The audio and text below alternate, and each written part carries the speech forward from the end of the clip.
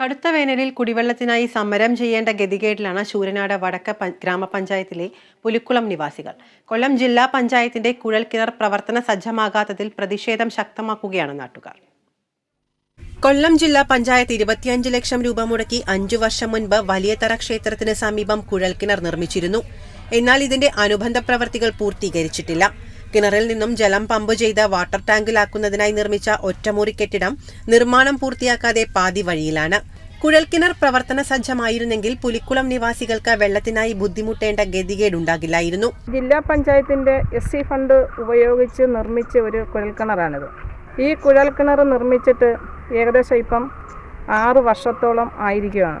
എന്നാൽ നാളിതുവരെ ഇത് ജനങ്ങൾക്ക് ഈ കുടിവെള്ള കിണർ ഓപ്പൺ ചെയ്ത് കൊടുക്കുകയോ അല്ല ഇതിന് വേണ്ടുന്ന നടപടികളോ ഇന്ന് വരെ ഉണ്ടായിട്ടില്ല.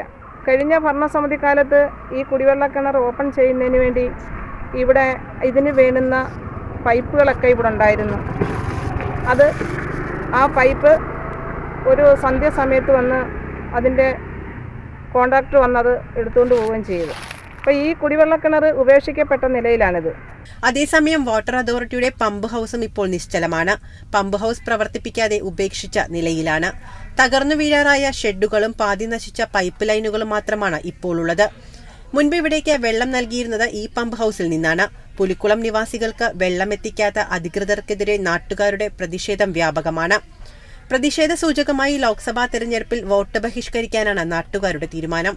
പ്രതിഷേധത്തിൽ വാർഡ് മെമ്പർ ശാന്തകുമാരി, യുവമോർച്ച മണ്ഡലം പ്രസിഡന്റ് മനു മോഹൻ, വിഷ്ണു സോമൻ, രാമചന്ദ്രൻ, രവി, ശരത് തുടങ്ങിയ BJP പ്രവർത്തകരും പങ്കെടുത്തു.